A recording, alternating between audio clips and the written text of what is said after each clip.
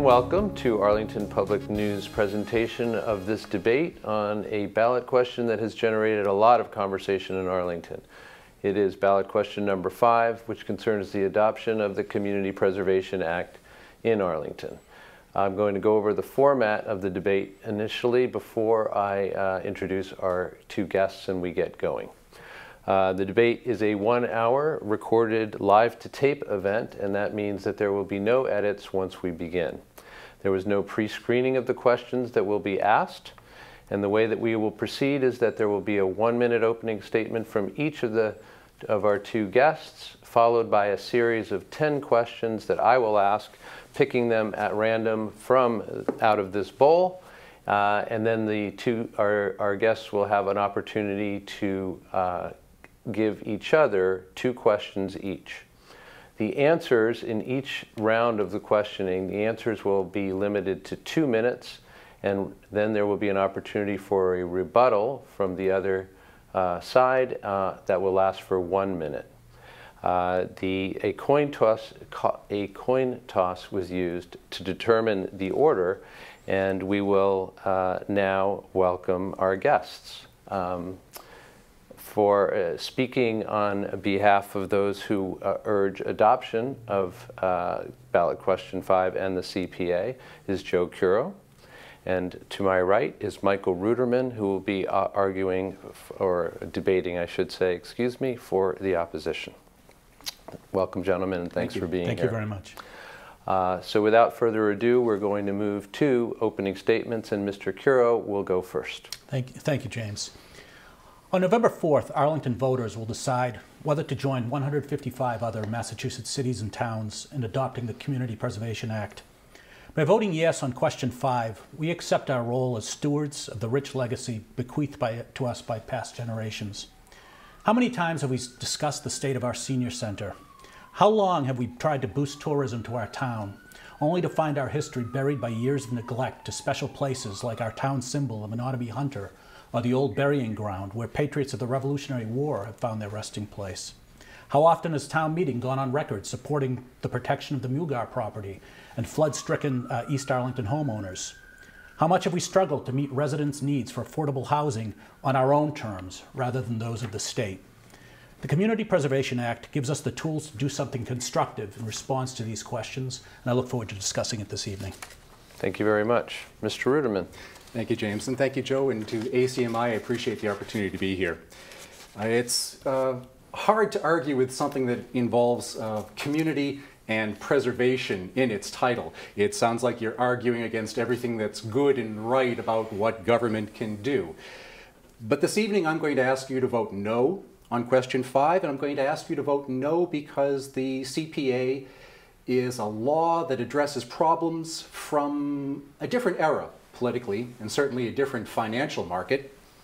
The problems that it seeks to solve are not the present problems that Arlington faces, either with its cultural resources or affordable housing assets, or the amount of commitment that we are giving to preserving those very same qualities. It's a solution in search of a problem, a very expensive one, and I hope that tonight I'll give you very prudent reasons why Arlington should not adopt the CPA. Thank you both very much, and we will proceed right to the questions, and I will begin with you, Mr. Curo, and I will just remind our audience and you guys as well that you have 2 minutes to answer each question, and then followed by a 1-minute rebuttal opportunity.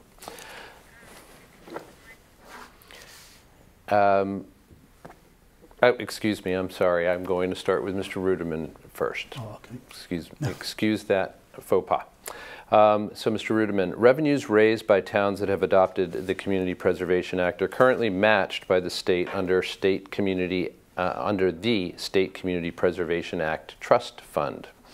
Future state matches are not guaranteed, however. Is this a significant factor for taxpayers to take into account when they vote on November 4th? The state has promised to match what towns tax themselves to put into their own budget for community preservation projects. The state has a long history, sadly, of not being good on its promises, whether you look at state aid over the last 2 decades, shifting the costs of encouraging our uniformed police personnel to seek higher education under the Quinn Bill and to gain salary through that, even down to the level of taking back money that had been promised to towns to be able to send their children to the regional school and the bus contracts. All of those are instances where the state has promised great things and then fallen back more and more each year. Now, the charges that the state puts into the trust fund come from surcharges at the registries of deeds. But when the CPA was first enacted, business was booming, the real estate market was white hot, and revenue was way beyond what towns who adopted the CPA could withdraw. Since then, the real estate market has cooled significantly. In some places, it's flattened.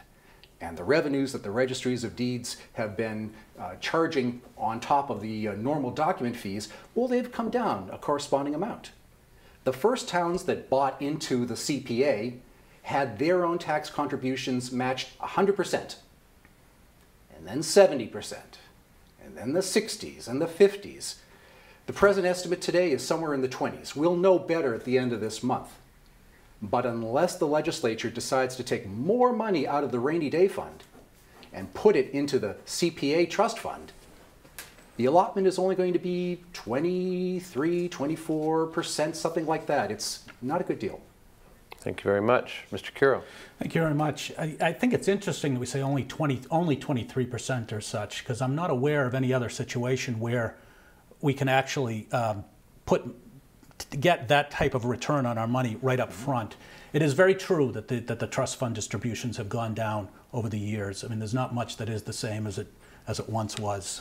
I'll say today is my birthday, so that's very close to me right now. I'm not the same as I was at one time. But just last week, I met with a number of our legislators. I often attend the Massachusetts Municipal Association's legislative breakfasts, where leaders from various cities and towns will raise particular concerns, and this was front and center. And I asked the question straight on to some of the legislators in attendance. They're very aware of this problem with the decline in fees. That's why the state did kick in a portion of the surplus last year. They've committed to do so if there's a surplus this year, and they're committed to try to fix the problem going forward. Thanks very much. Next question goes to you, Mr. Kiro. If the CPA is passed, will there be any discretion for funds collected for the CPA to supplement or be transferred to other capital budgets or investments? Or in other words, are the funds locked, or will any flexibility exist to help Arlington address other fiscal needs? Thank you very much, James. That's actually precisely why one of the benefits of the CPA for Arlington, I believe. You may know that in my other hat, I'm a member of the Arlington Board of Selectmen, and this was actually some of the reasoning in putting this before town meeting. We have quite a number of items within our current capital budgets that could potentially be CPA eligible. The town manager estimated that we could potentially apply up to $8 million going forward. Now, those numbers are subject to some debate, but we do have a number of historic properties within the capital fund. I'll give you one example that we could have used had we been in the CPA already. The Central Fire Station, a historic building, $6 million project. Even if, let's say, the state fund match were dropped to 25%, we're still talking $1.5 million potentially that we could have had come into the town of Arlington to assist us in that project.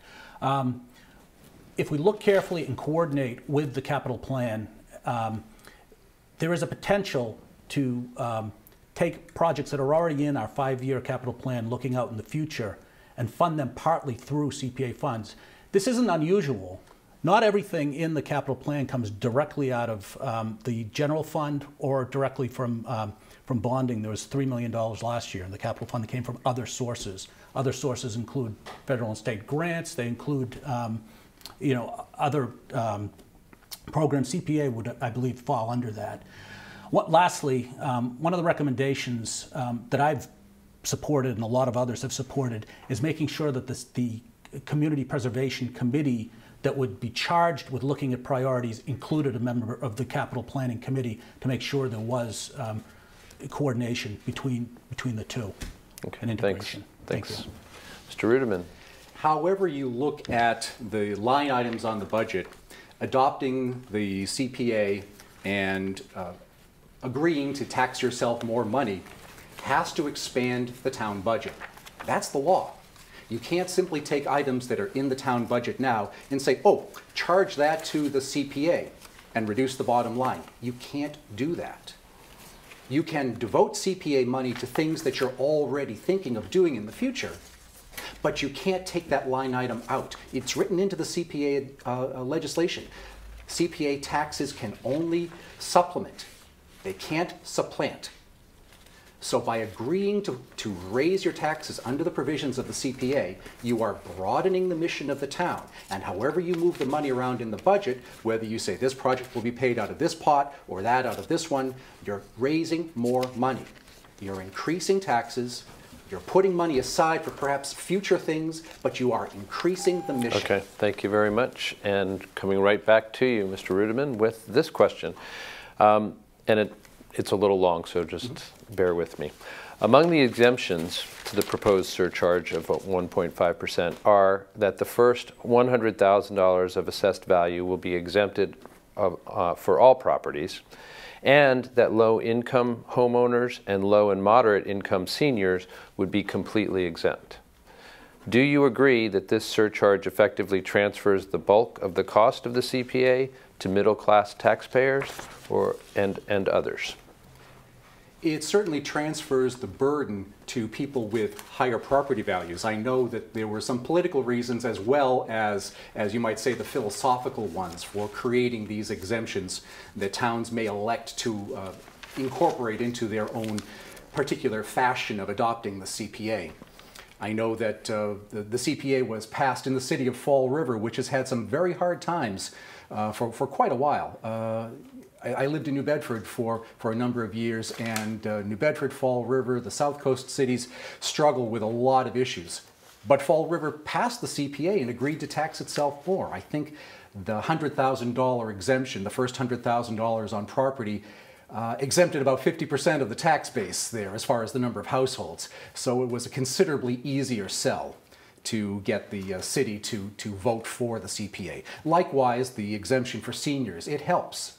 It does say that we acknowledge you may have more limited resources, but it's a political flag to fly. Overall, it's still going to raise your tax rate. It's a 1.5% surcharge, as Arlington has elected to put forth on the ballot. And that 1.5% is a significant increase, as I see it, on what the town has the authority to raise each year.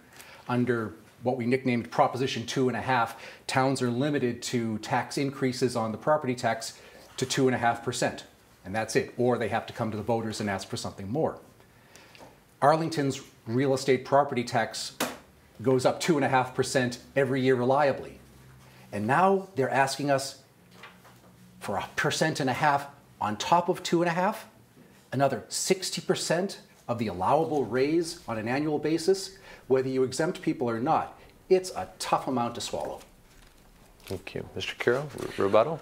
Yes, thank you. It's not a full 1.5%. Every single taxpayer gets a $100,000 automatic exemption. That's important to recognize. That's for all residential property. That's for all commercial property.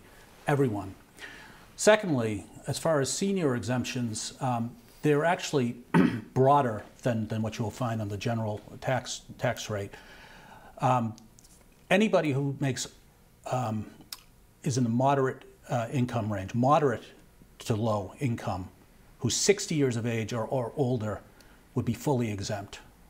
Anyone who's low income would be fully exempt from taxes. So the exemptions are much broader. It's a much more progressive taxing structure than most of the property tax as it exists currently. And I think that that's one of the big benefits to this, in addition to state matches and the other benefits we've already discussed. Okay, thanks. And question number 4 comes to you, Mr. Kiro, first. The wording of question 5 states that, and I quote, "Upon acceptance of the CPA by the voters, a community preservation committee, as you alluded to before, must be established by bylaws to study community preservation needs, possibilities, and resources." So the questions are these. Will this new committee represent the interests of all Arlington residents, or do you believe, as some critics contend, that it will become a special interest dominated committee? And secondarily, how are members of the committee selected, and will there be term limits? Thank you for the question. You've got a few pieces there. The Community Preservation Committee is a part of the statute that created the Community Preservation Act. It specifies that any community adopting the act must create a committee of up to 9 members with a minimum of 5. There are 5 positions that are set aside very specifically for the Conservation Commission, for the Parks and Recreation Commission, for the Planning Board, which in Arlington is the Redevelopment Board, for the Housing Authority, and for the Historical Commission. So those stakeholders are at the table. The other 4, assuming that we go to the full 9, and I would advocate for that, and I think most people would with a community our size, would be specified by town meeting. Town meeting has a number of options. They can make the Community Preservation Committee an elected body if they want. It could go to the voters for the additional 4 spots. They can make it an appointed body. It will be complete, like so much of this act, so much of the final control is within town meeting's purview. I've already stated earlier in the debate that I believe that it makes sense for us to include capital planning and or finance committee representation to help integrate with our long-range plans and our budgets. But again, the final word on that would be the finance committee's, the town meeting's decision. Okay, thanks very much. Mr. Ruderman? Everything that Joe has said is true, but I ask you to think about what's not represented on the Community Preservation Committee. This act by law can only fund certain purposes. No one will sit on the Community Preservation Committee and say, you know, I'm really afraid that the next time we have a heavy storm or a hurricane that East Arlington is going to flood again. There'll be no one sitting on that committee that says, you know, we haven't even reached half of our obligation to put money into the accounts for the pensions of our town employees. Not even half. We are deficient in that. We have barely scratched the surface of putting money into the health expense account for our town employees who are retired. I believe that number is about 4%, only 4% of our obligation. They won't have a chair at the table. Okay, thanks for that. Moving on, the Community Preservation Coalition calls the 1.5% tax levy a surcharge instead of a tax. Do you think that there is a difference in that to the taxpayers? Only politically. Whether you call it a tax or a surcharge, it's money out of your pocket. It's money out of your escrow account if the bank that holds your mortgage is collecting additional money to pay your real estate taxes.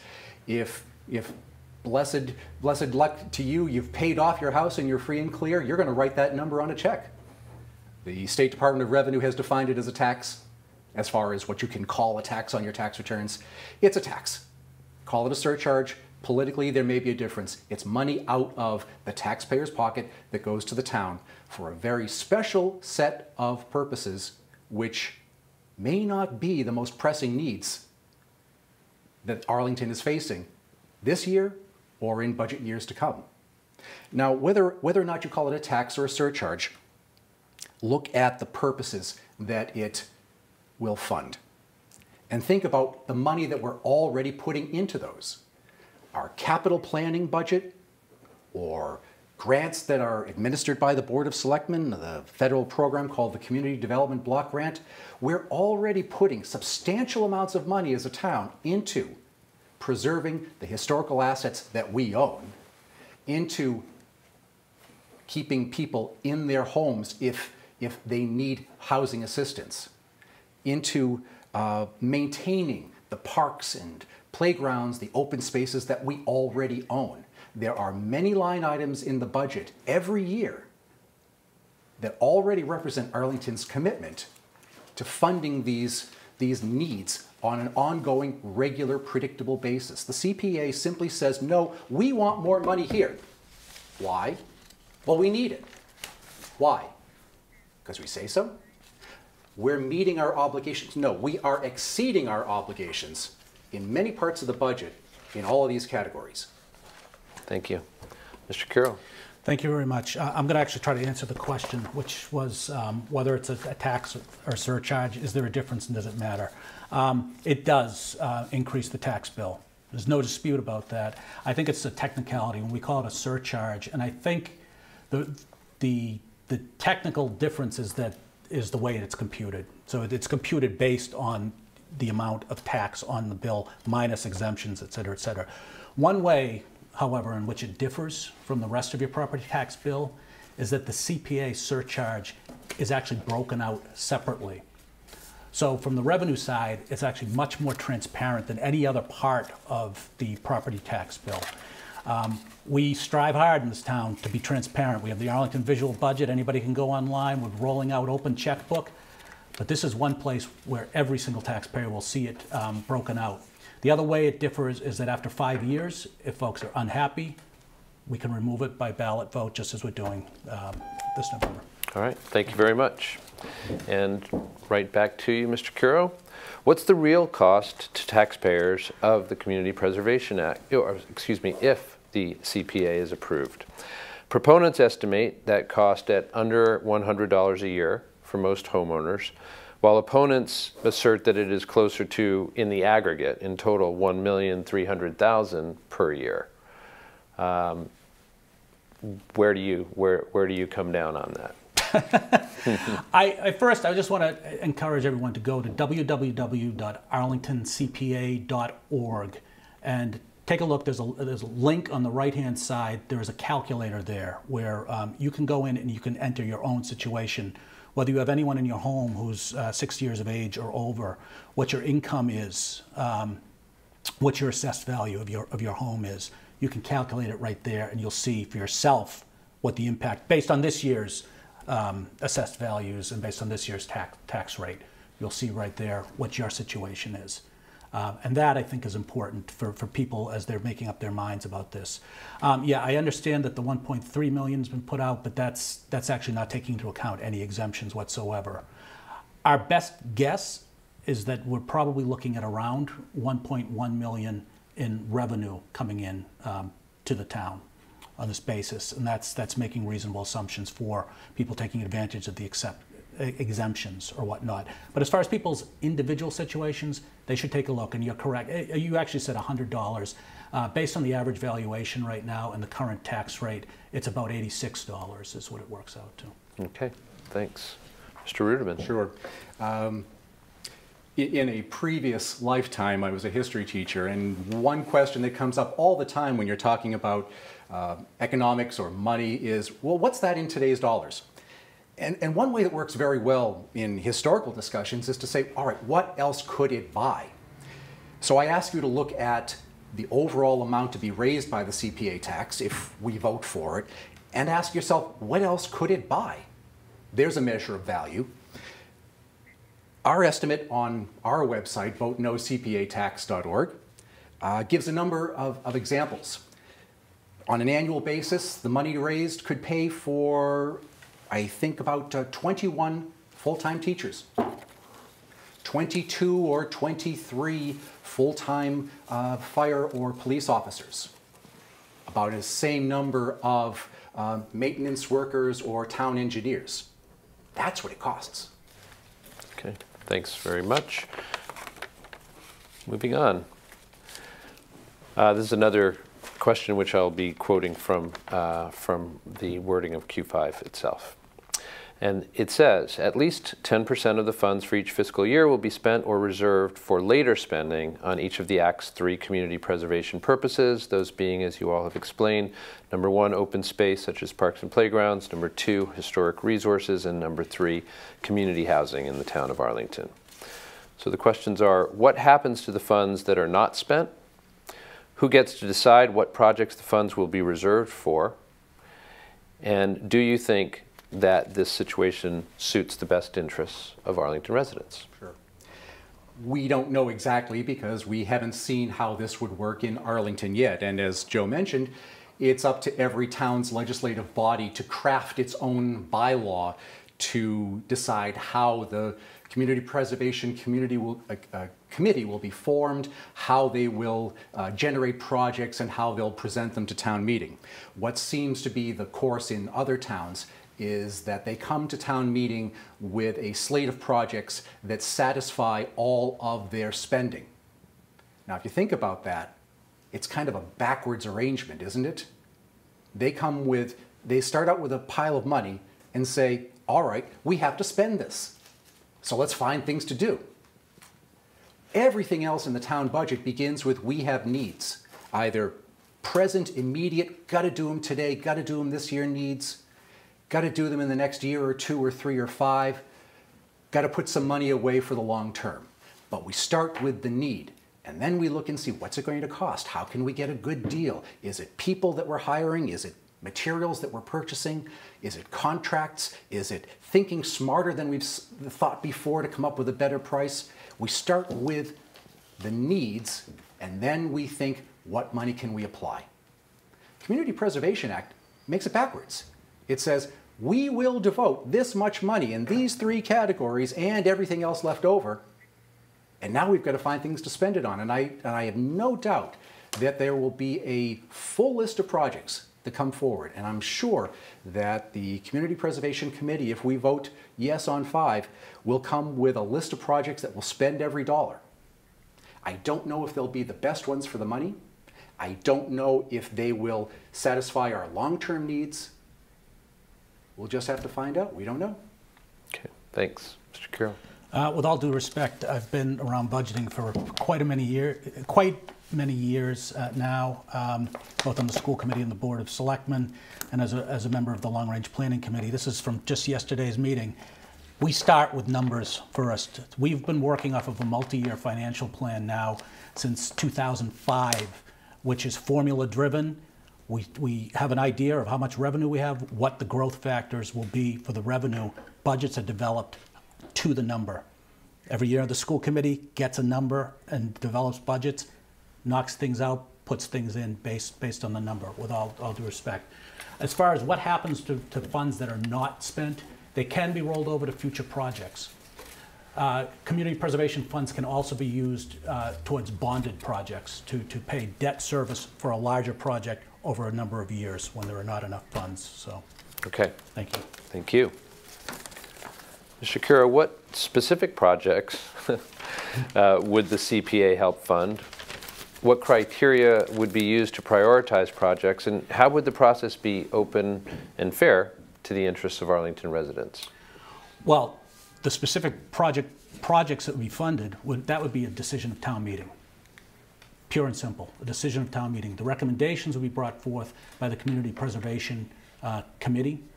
I think we've stated several times, I would hope that they would coordinate very closely with the Finance Committee, with the Capital Planning Committee and other stakeholders within town. I think that for myself, and this is for myself, I think that the criteria should really look first at those needs that have been deferred year after year after year here. For example, there's been a lot of chatter on the Arlington list, and there was a note that went out today talking about the Robbins Farm Park. Robbins Farm Park had a phase 2 to deal with the basketball courts, the baseball fields, the upper field. It was put into the capital plan, which is the forward-looking document, in 2004. It's been pushed off. It's been pushed off. We're now looking at 2016. That's 12 years. That's like a whole generation of kids that project has been pushed off for. So I personally would like to see projects that have been deferred so long. Another area that I hear a lot about walking around town is the senior center. Our senior center is currently housed in an historic building, the old Central School building, it is possible to do adaptive reuse under the Community Preservation Committee. I would hope that we could get the discussion started around fixing that senior center, under Community Preservation Act. But again, these will be recommendations brought forward by the Community Preservation Committee, acted on by town meeting. But for myself, those are a couple that I would like to see looked at, projects that have been long deferred, and that would be one of them, would be this senior center. Okay, thank you. Mr. Ruderman. It's been nebulous what specific projects CPA money would be spent on. I think we're hearing the first specifics tonight as far as actually identifying a particular need. It's interesting, though, that these very same projects that Joe just mentioned are in for some significant improvements in this year's budget. In this year's capital plan, we've already committed to spending $506,000, more than $500,000 on Robbins Farm field and playgrounds. That's in the budget for this year. Right now, we've already approved that. The central school, where the senior center is located, $250,000, $250,000 for that historic asset that serves so many town functions, including the senior center. It's in our budget. We are more than meeting our needs and looking at our priorities here. Okay, thanks very much.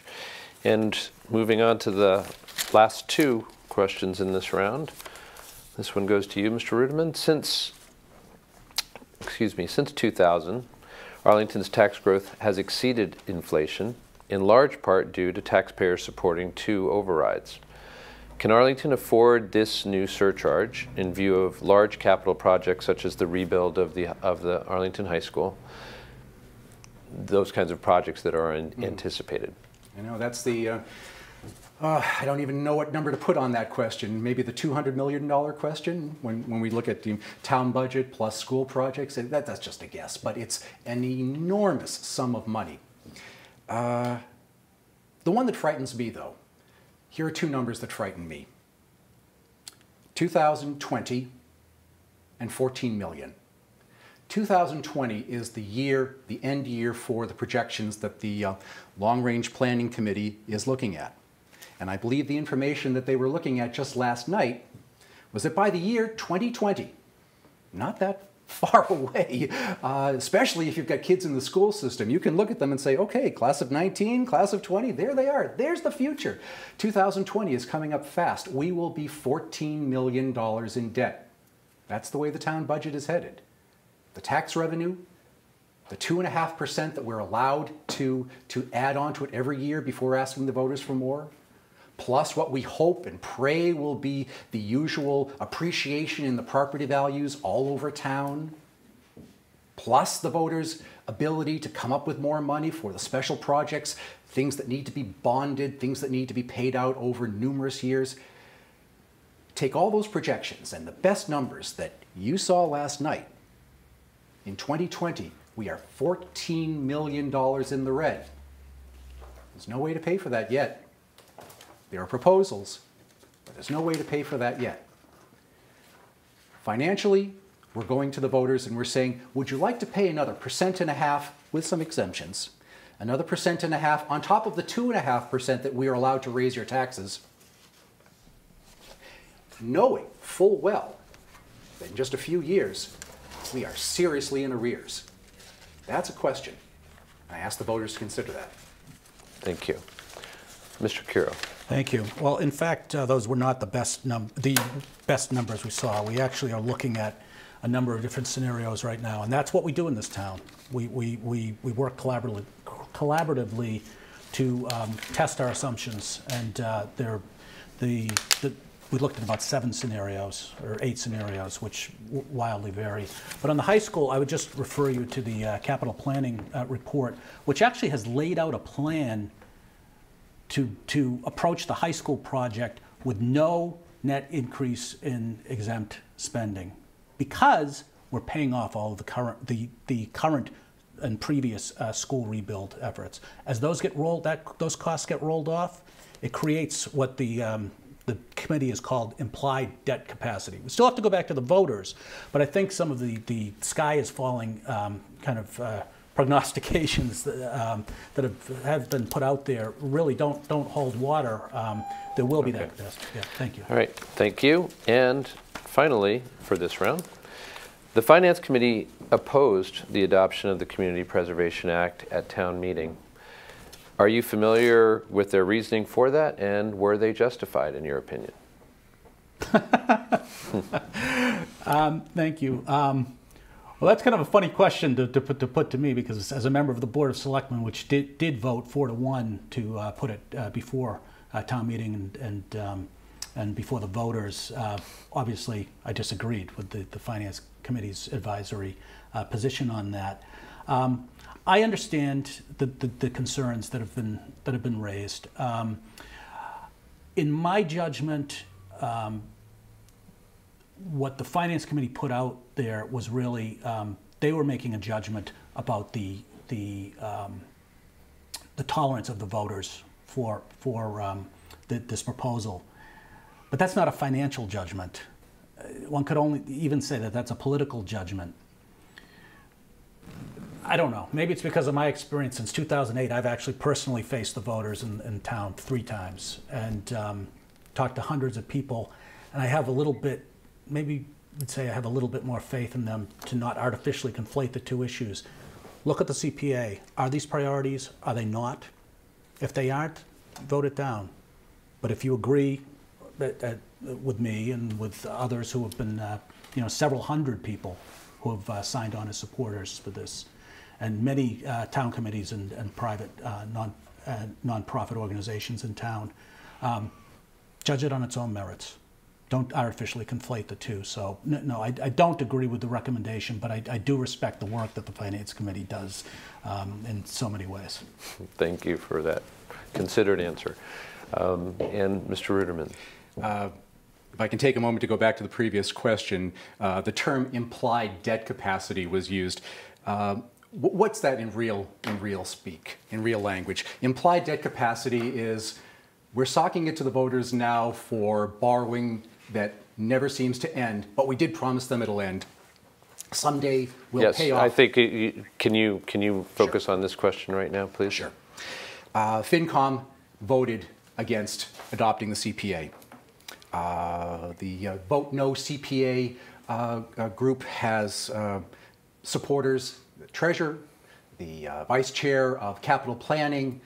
It's as if the people who have to cut budgets and make the budgets work think it's a bad idea. The people who get to cut ribbons thought it was a good idea. Okay. Thank you very much, and that closes out this round of questioning. You now will have an opportunity to pose questions to each other, 2 each. Answers will be limited to 2 minutes, and then the asker of the question will have a minute to rebut. We'll begin with you, Mr. Ruderman.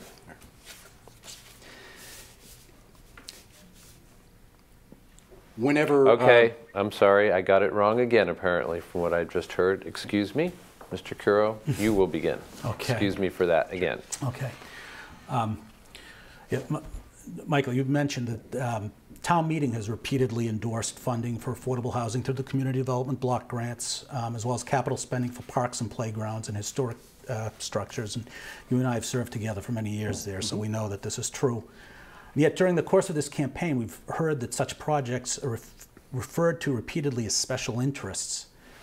So how is it that the No campaign sees this as special interests when it's within the context of the CPA, but not when it's within the context of town meeting actually voting for them? Sure. Every budget is a long set of choices. Somebody once told me in a governance class that your bylaws are your ethics and your budget is your choices. So in the process of putting together a budget, we, the town, have decided certain things are important and worthy and need our support, literally our tax support.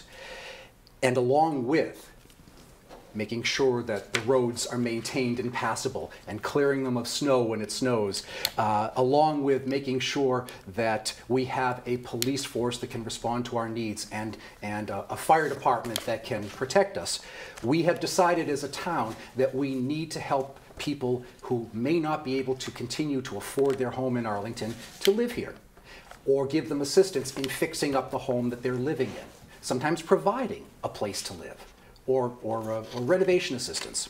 We've decided that if we own a historical asset, it's our responsibility to maintain it and transmit it to the next generation.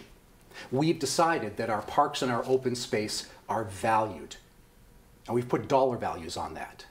And the dollar values that we've put on these various categories compete with all the other needs in the budget. And the budget process decides this much now, this much later, this much we'll have to wait and see. Along comes the Community Preservation Act and says, yes, we know we have all these different needs competing in the budget, but we want more. We don't think you're doing enough. We don't have a specific amount that we need to do, but we think we need more. What do we need more in? We need more in our projects. We don't need more in teacher salaries. We need more in buying houses for affordable housing that we're already supporting. That's why I call it a special interest. Thank you. Rebuttal. Yeah, my rebuttal is, I mean, you've used the phrase several times now, we've decided. That's what this is all about, is about choice, it's about decision. First of all, the voters decide whether they want to participate in this program or not. As the voters in 155 other communities have decided, 8 communities will be deciding this on November 4th as well. So this is not something that's way outside the bounds of the ordinary. Secondly, the ultimate decisions on spending still are within town meetings' purview. So just as town meeting has endorsed the capital budgets year after year for many of these programmatic areas, just as town meeting has endorsed the community development block grant applications, town meeting would be charged with the final decision-making authority over any of the CPC recommendations as well. Okay. Mr. Rudeman, your opportunity to ask a question. One of the most illuminating questions that we hear asked every year is quoted by the head of our finance committee, Al Tosti, who I should say is one of the best assets that any town could have in putting together a budget. He asks, or he says, the selectmen ask me, what keeps you awake at night? What's your biggest fear? And so I ask you, what in Arlington's budgetary future keeps you awake at night, and what does the CPA do about it? What the CPA does about it is the fact that we can take CPA funds with a state match, even if that match were 25%, even if that match were 20%, it allows us to leverage the funds that are raised here, move it back into compatible and eligible projects within the capital plan, potentially freeing up that portion of the plan to plow back into the stability reserve. It is possible, it is feasible, it's been mapped out. That's what keeps me up at night, is how some of the issues that I think we agree on a lot of this. When we look out at the future, you're right, the operating future is tough when we get to 2019, 2020. This is a way to bring more funds into Arlington, and that's what keeps me up at night. It sounds to me from that answer that moving things off our normal budgeting process where all the interests compete and saying, oh, let's bring in this special funding source. It's a game of matching revenue to costs, and then we'll take the extra and we'll put it into a reserve fund against future debts. That sounds like you're asking for a tax override right now to extend Arlington's budget worthiness and maintain its credit rating. I think if the proponents came to the town and said, look, we need a tax override. We can't afford all the things that we've already told you we need. I think it would be a different debate. But no, we're being asked to look at some things that we're meeting the obligations for, and yet we can pull more money in and just save it for the future. That's not being square with the voters. Thank you very much. Your turn, Mr. Curo. Last question for you. Yes, thank you. Thank you. Michael, we all know that there's been pressure on the state match and that it's not what it once was. So for argument's sake, let's say it would drop to 20%. Mm-hmm. So that's 20 cents on the dollar. It's still real money. So why would you turn down the opportunity to bring additional state funds into Arlington? As I've tried to teach my daughter, every time an ad comes on TV that says, the more you spend, the more you save. Well, no. The more you spend, the more you spend. Even if you're being offered some sort of discount, even if, as you say, if you're only 20%. Well, the state's saying for the political pain that your elected officials will suffer to come to the voters and say, we need more money. We have to raise your taxes even more than what we told you last year we're going to raise them. For that political pain, you get a little bit of assistance, of cover. Look, the state's going to help out. Well, the state's only going to help out maybe $1.05. And you're asking the voters to contribute 60% more than the increase that Prop 2.5 would allow you to raise without asking the voters for additional approval. That's a huge extension of the budgeting authority that the selectmen have. It's not about the individual dollars out of one person's pocket. It's about what happens town-wide, all of those contributions put together. You are significantly asking, you are asking for a significant increase in the ability of the taxpayers of Arlington to keep on increasing what they pay. And that's what we're opposed to. Thank you. Rebuttal, sir. Well, first of all, again, I would just say www.arlingtoncpa.org. Take a look at the calculator. Everybody can make a decision on their own as to whether it's a significant increase or not. I don't know where you're getting, $1.05, but it seems to me that we have a fiduciary responsibility to maximize the funds that the voters do get, the taxpayers do pay to the town for goods and services. It's not as if everything goes away. These are fixed assets. I mean, Community Preservation Act, by and large, supports fixed assets that all residents of the community enjoy and can use, and which help property values in the long run. Thank you. And the last question of this debate is yours to ask, Mr. Sure. Ruderman. Joe, it's the towns that got in on the CPA at the inception saw a much better deal. They had money to spend to counter what was then a white-hot real estate market that seemed to be snapping up every last piece of open land. Tear-downs of historic structures were rampant. Parks and playgrounds were under threat from budget shortfalls. That was the situation in 2000, or 2004, or 2010, or 2012. What makes this year different from all other years that you feel it's politically honest to come to Arlington and say, we need the money now? Well, first of all, let's look at the history of this. This was a resident-initiated ballot question, but it does make sense, and it makes sense when we look at some of the items that I referenced, deferred items on the capital plan. I have to correct one answer. You said that $506,000 for Robbins Farm Park is in this year. It is not. It's in for 2016, which means it's not in the budget. Until it's in the budget, it's not in the budget. What makes this year different is that we recognize that there are needs out in the future, and to provide this choice to the voters, that this is the time to do it at this point, not sometime down the future when we're going to ask again. One thing, I recognize the potential issue of crowding out. It didn't come to pass next door in Lexington. Their Capital Expenditures Committee vigorously opposed the adoption of the Community Preservation Act in 2005 when the matching rates were actually better. 2011, they debated actually scaling back their program, and the committee came back to town meeting. They said, we were wrong. The crowding out did not happen as had been predicted. We were wrong. This has actually been a benefit to the town.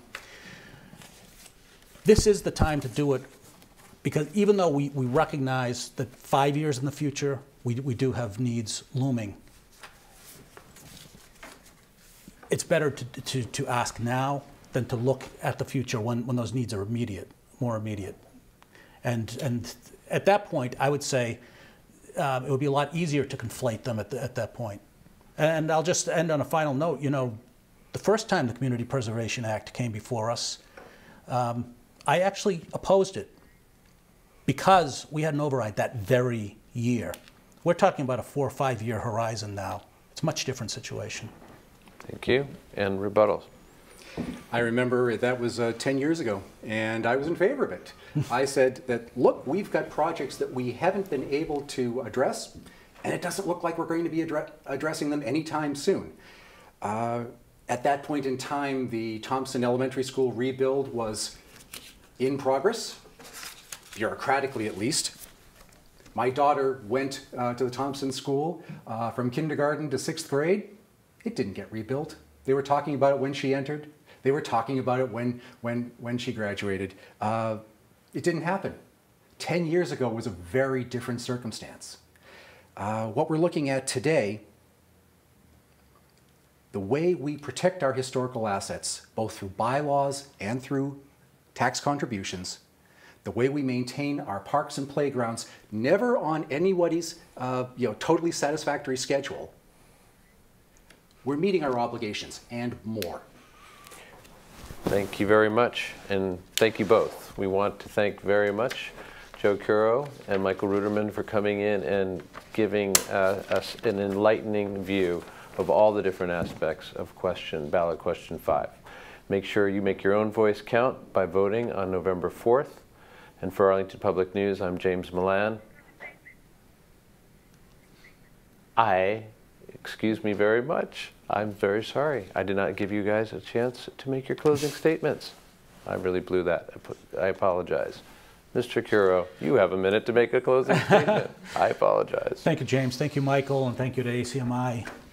You know, in an age when cities and towns bristle at unfunded mandates, the Community Preservation Act provides a rare opportunity. It is both funded and voluntary. Some would have you believe that we cannot use the Community Preservation Act and also support our schools. This is a false choice. If adopted, the Community Preservation Act will bring new state revenue to Arlington while retaining local control of spending. The decision on adoption rests with you, the voters. All decisions on use of community preservation funds would fall to town meeting. I would encourage you to read about the real benefits and costs to each Arlington taxpayer at www.arlingtoncpa.org. A vote for the Community Preservation Act gives Arlington 5 years to see just what it can do for our town. I hope you will join me on November 4th in voting yes on question 5. Thank you. Thank you. Mr. Ruderman, your closing statement. Thank you. Thank you to ACMi, Joe. Appreciate this opportunity. Please have a look at our website, vote nocpatax.org. We have a number of arguments, a number of rationales, a number of equivalent expenditures that we feel the town ought to be looking at with its not limitless taxing authority that need attention now. I wish we were Lexington. I wish we had what seems like a limitless budget reserve. I wish we had the kind of population in town that can pay on average $282 per household just in the CPA tax. Lexington has bought some very pretty things. They've restored some very pretty buildings. And we're not Lexington. We have our own needs. And I think we do better by voting down the CPA. Thank you very much. And with that, that concludes this debate on ballot question number 5. We thank Mr. Joe Curo and Mr. Michael Ruderman for being here today. And we urge you to go out on November 4th and vote, make your own voice count. For Arlington Public News, I'm James Milan. Thanks for joining us.